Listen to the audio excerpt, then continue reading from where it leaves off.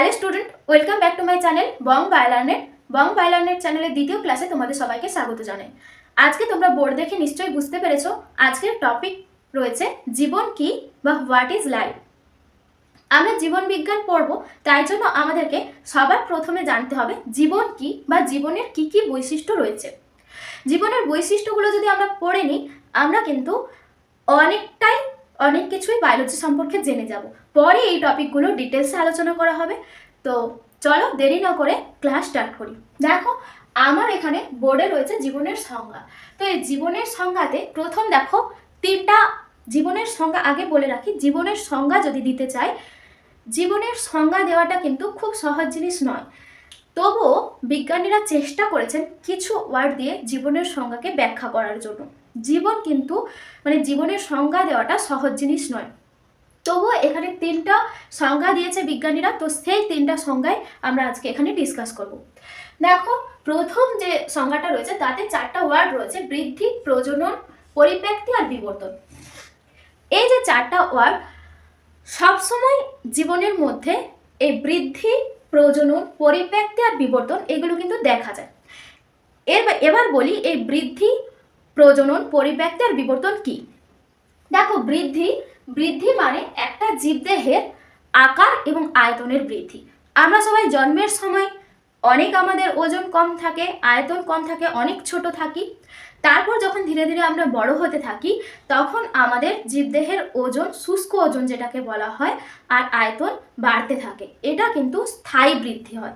এই যে আমাদের জীবের বড় হওয়ার সাথে সাথে তার ওজন আর আয়তনের যে বৃদ্ধি পাচ্ছে, এটাকেই বলছে বৃদ্ধি। প্রত্যেকটা জীবের মধ্যে এই বৈশিষ্ট্য রয়েছে, জীবন থাকলেই তার বৃদ্ধি, আকার, আয়তন এগুলো থাকবে।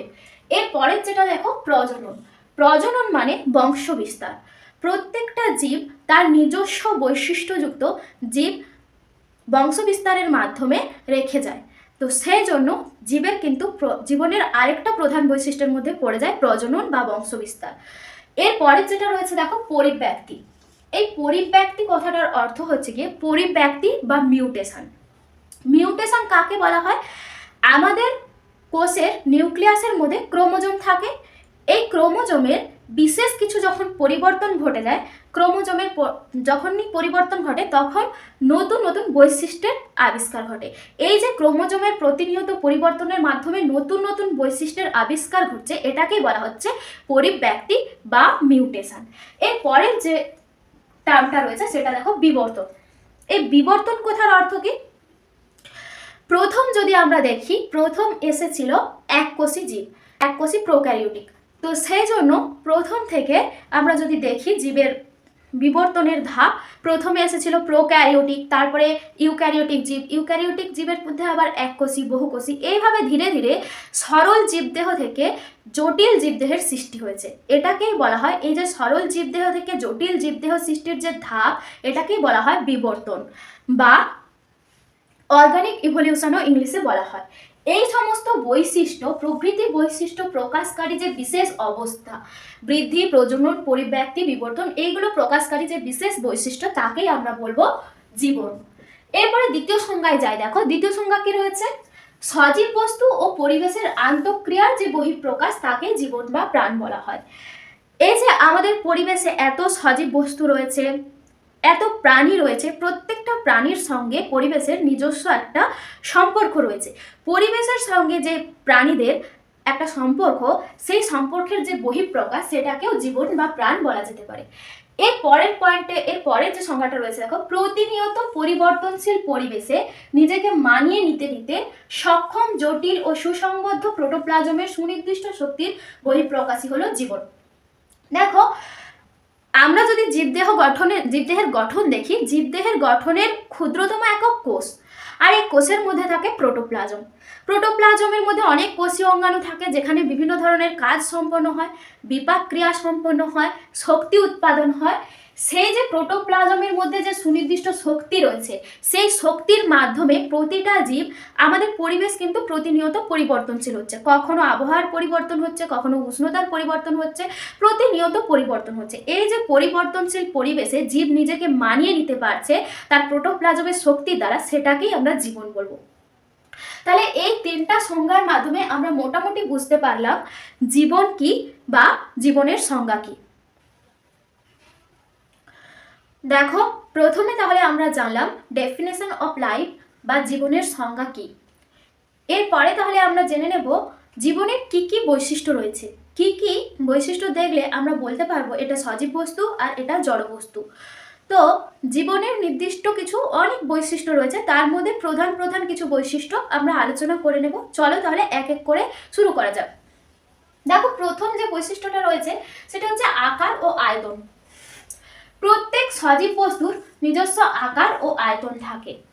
প্রত্যেকটা সজীব বস্তুর, যেমন ধরো গরু, ছাগল, মানুষ, পশু, পাখি, বিভিন্ন প্রাণী, তাদের বিভিন্ন রকম নিজস্ব আকার ও আয়তন রয়েছে।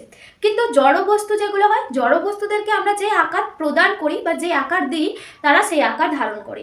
যদি আমরা জলকে ধরি, তাহলে জলকে আমরা যেই পাত্রে রাখি সে সেই পাত্রের আকার ধারণ করে।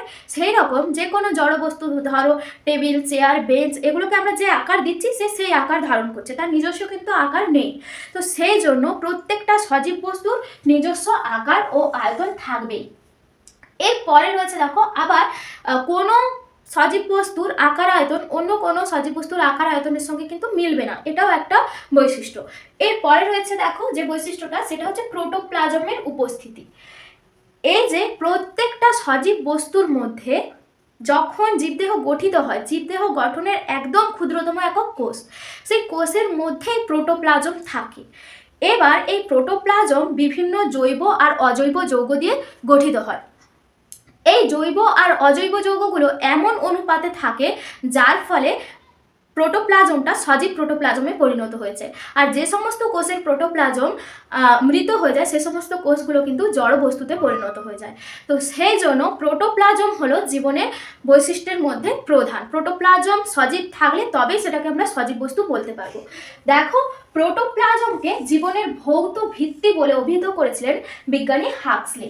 বিজ্ঞানী হাক্সলে প্রোটোপ্লাজমকে জীবনের ভৌত ভিত্তি বলে অভিহিত করেছিলেন এই কারণে, কারণ প্রোটোপ্লাজম না থাকলে, যেখানে প্রোটোপ্লাজম মৃত বা প্রোটোপ্লাজম থাকবে না, সেখানে কিন্তু সজীব বস্তুও থাকবে না বা প্রাণ থাকবে না তার মধ্যে। তো এরপরে 3 নম্বর পয়েন্টটা দেখো কি রয়েছে, বৃদ্ধি। জীবের আয়তন ও শুষ্ক ওজন স্থায়ীভাবে বেড়ে যাওয়াকে বলা হয় বৃদ্ধি। যখন আমি একটু আগেই বলেছিলাম ডেফিনেশন দেওয়ার সময়, যখন আমরা জন্মের সময় আমাদের কিন্তু ওজনটা খুবই কম থাকে, ধীরে ধীরে কি হয়, আমাদের প্রোটোপ্লাজম সম্প্রসারিত হতে থাকে বা প্রোটোপ্লাজমটা ধীরে ধীরে বাড়তে থাকে। যখন প্রোটোপ্লাজমের ওজন, শুষ্ক ওজন ধীরে ধীরে বাড়তে থাকে, তখনই কিন্তু জীবের বৃদ্ধি হয়। আর এই বৃদ্ধিটা কিন্তু স্থায়ীভাবেই বাড়ে, এটাকেই বলা হয় বৃদ্ধি। প্রোটোপ্লাজমের সম্প্রসারণ কিভাবে হয়?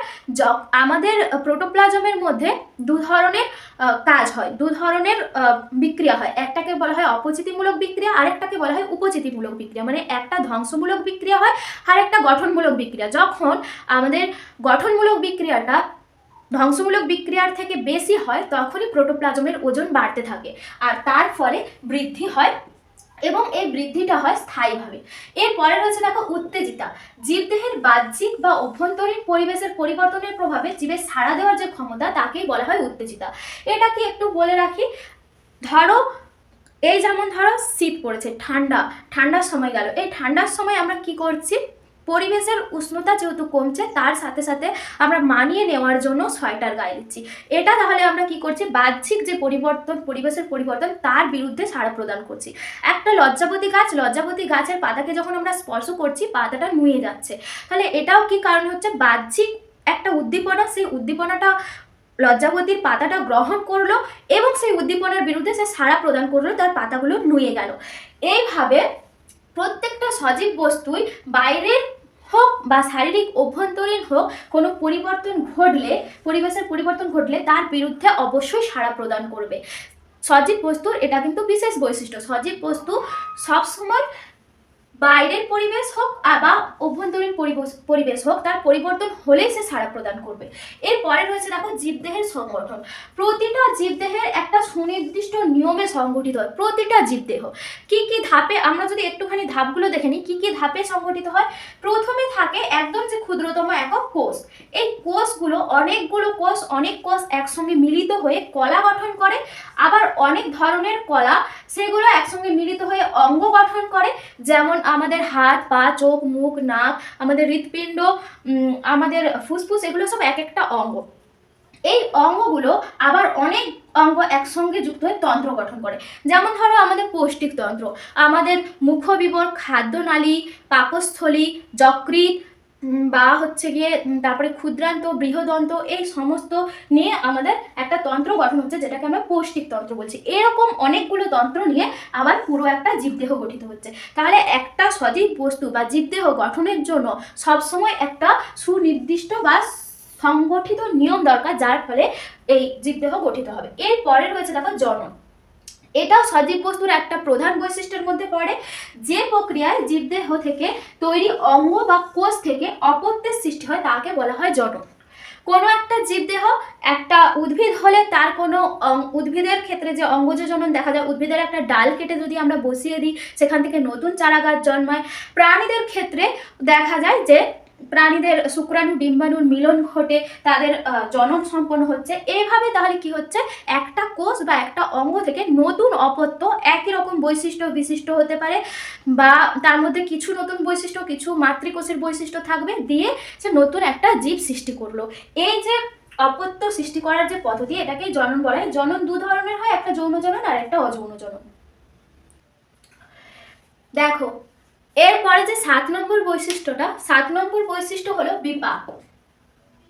জীবকোষের প্রোটোপ্লাজমের যে রাসায়নিক বিক্রিয়া ঘটে, জীবকোষে যে প্রোটোপ্লাজম রয়েছে সেই প্রোটোপ্লাজমের মধ্যে যে সমস্ত রাসায়নিক বিক্রিয়া ঘটে তাকে বলা হয় বিপাক।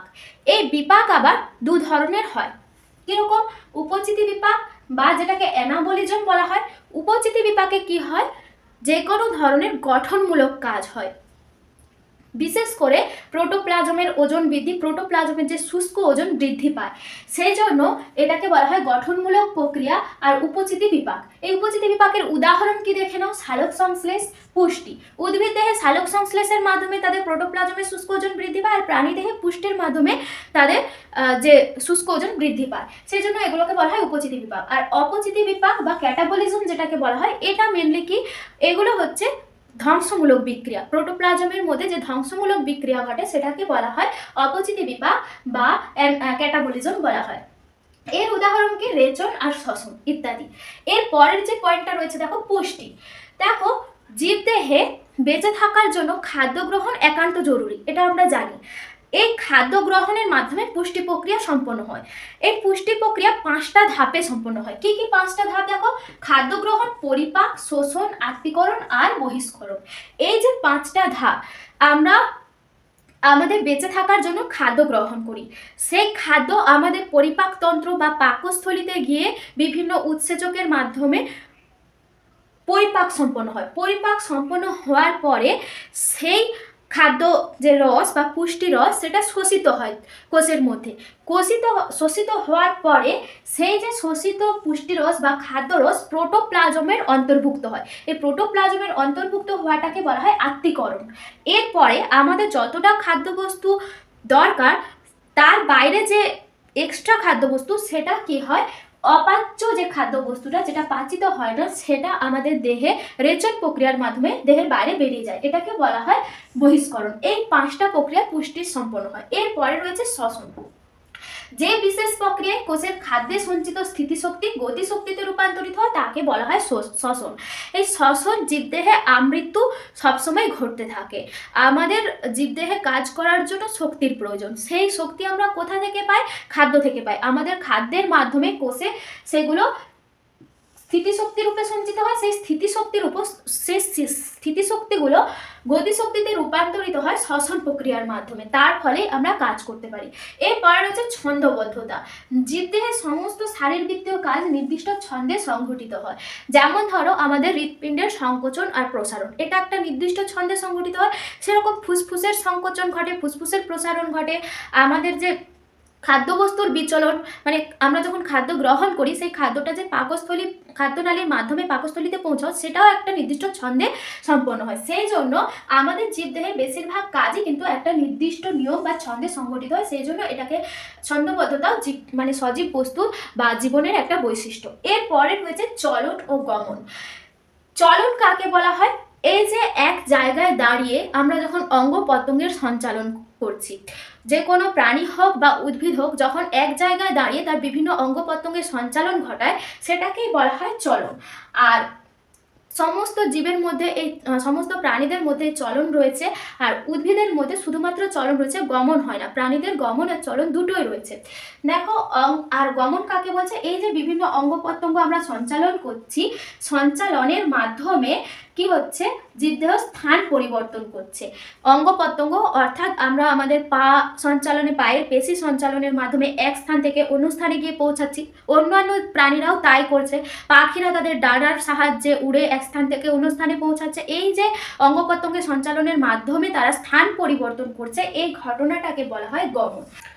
এরপর দেখো তোমাদের যে পয়েন্টটা রয়েছে 12 নম্বর পয়েন্ট, অভিযোজন ক্ষমতা। পরিবেশের সঙ্গে সামঞ্জস্য রক্ষা করে সুষ্ঠুভাবে জীবনযাপনের জন্য জীবদেহের যে স্থায়ী পরিবর্তন ঘটে তাকে বলা হয় অভিযোজন।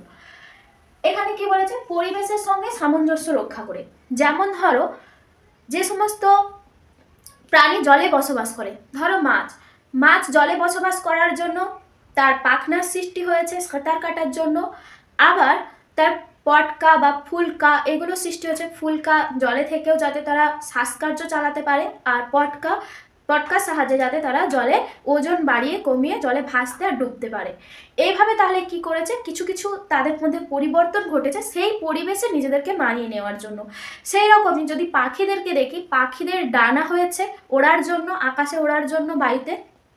এছাড়াও তাদের যে ফুসফুসের বায়ুথলিতে মানে ফুসফুস রয়েছে, ফুসফুসের সঙ্গে অনেকগুলি বায়ুথলি যুক্ত থাকে, তাদের দেহটা যাতে হালকা হয় এবং তাদের ওড়ার যাতে সুবিধা হয়। এইভাবে বিভিন্ন পরিবেশে যখন বিভিন্ন প্রাণী বসবাস করে, সেই পরিবেশের মতো করে নিজেকে মানিয়ে নেওয়ার জন্য তাদের কিছু শারীরিক, কিছু বাহ্যিক হোক, অনেক ধরনের পরিবর্তন ঘটে।